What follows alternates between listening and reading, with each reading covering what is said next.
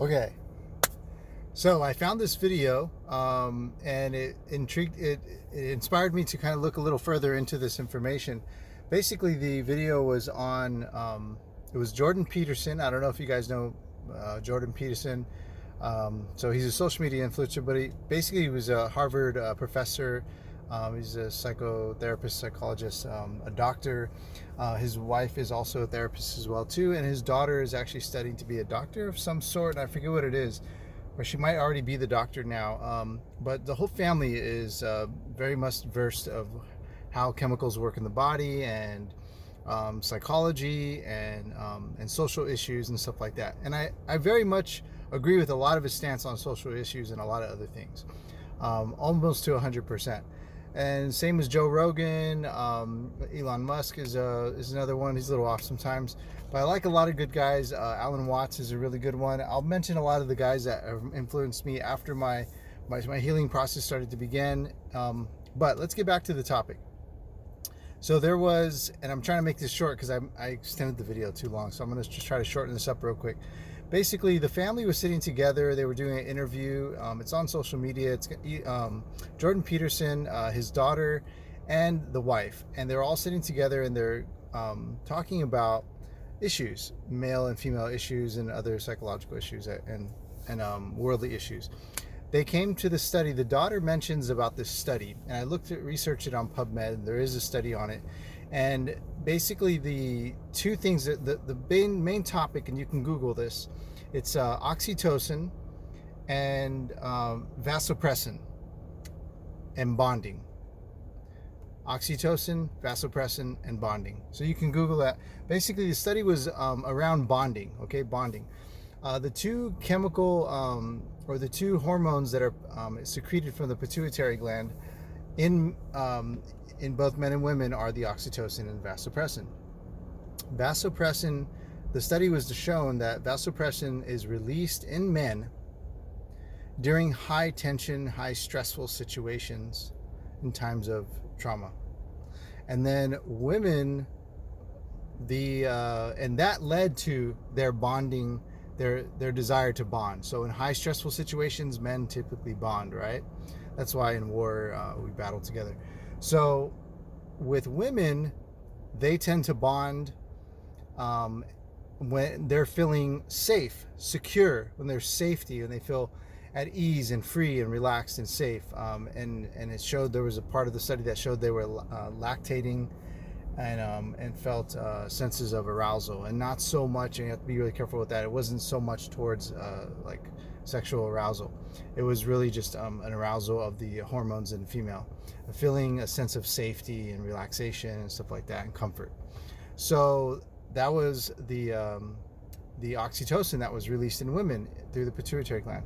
Vasopressin, let's go back to the men. So men, and this is a good indicator of why the change of manhood needs to be changed. There needs to be a change in manhood.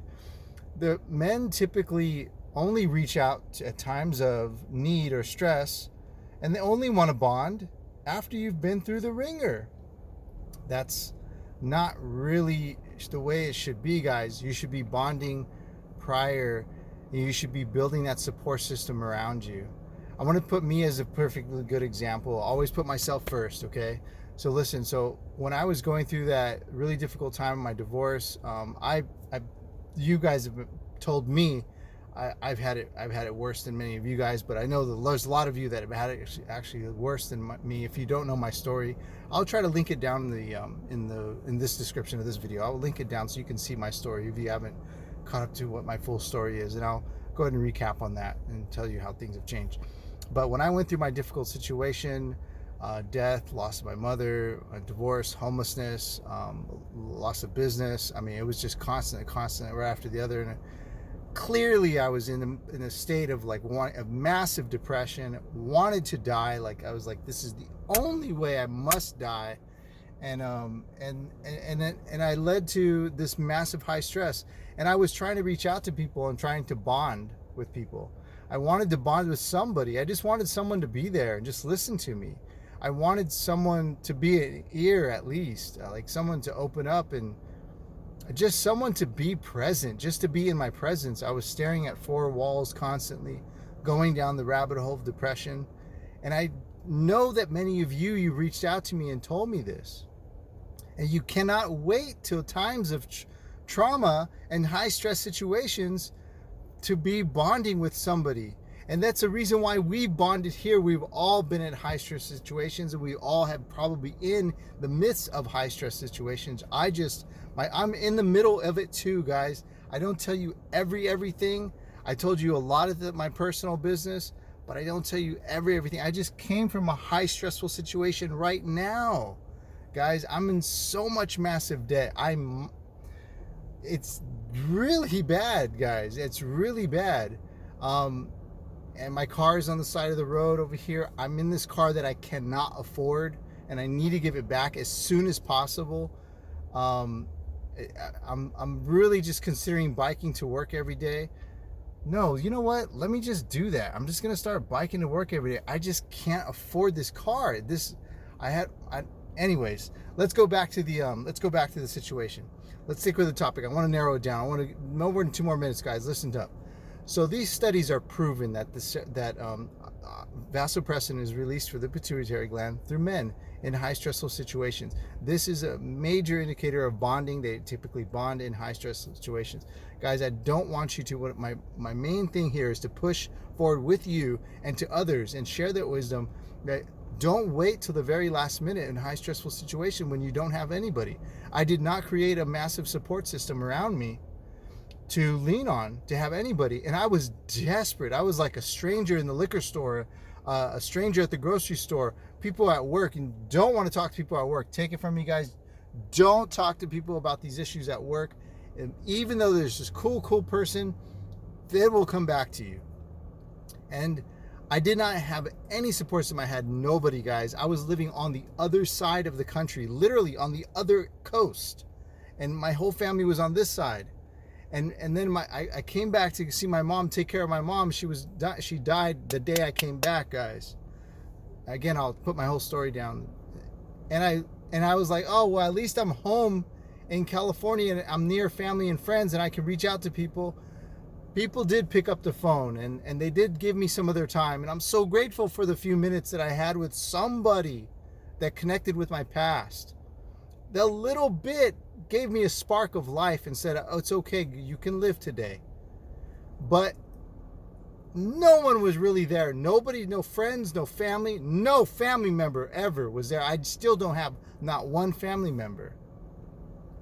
And you got to look inside and you got to say, what's wrong with this guy? This guy, he's like, he has nobody. Why did he go through all of this stuff?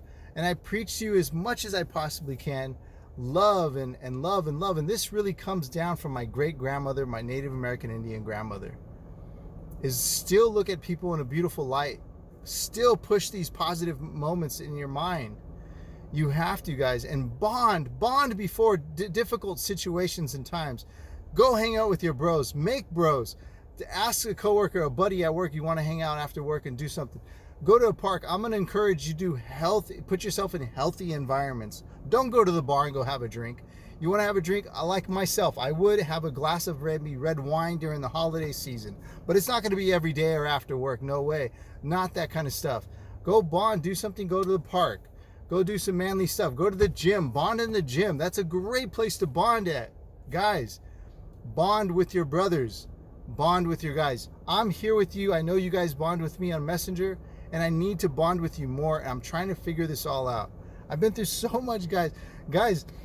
In the beginning of the pandemic, they broke into my car. I couldn't even get my windows fixed. They stole my cell phone, my laptop, my camera, everything. All I have is this phone now.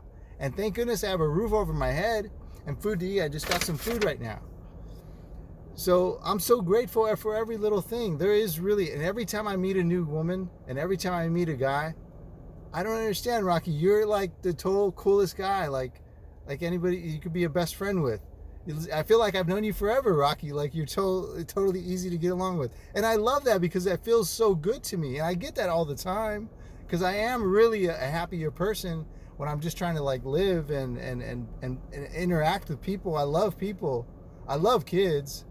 But trust me, No matter how great of a guy you are, or even how good looking you are, or how great you have it, when I had massive amount of success, or how low you have it when you're about to think about committing suicide, no one's gonna be there for you. You have to pick yourself up.